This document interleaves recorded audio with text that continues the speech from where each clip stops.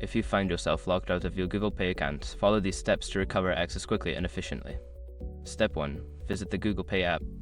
Open the Google Pay app on your mobile device. If you cannot access the app, go to the Google Pay website on a browser. Step 2. Click on Forgot Password.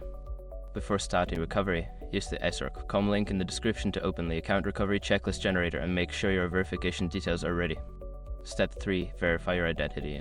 Follow the prompts to verify your identity.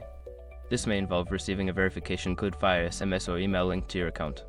Step 4. Reset your password. Once your identity is verified, you will be prompted to create a new password. Choose a strong password that you haven't used before.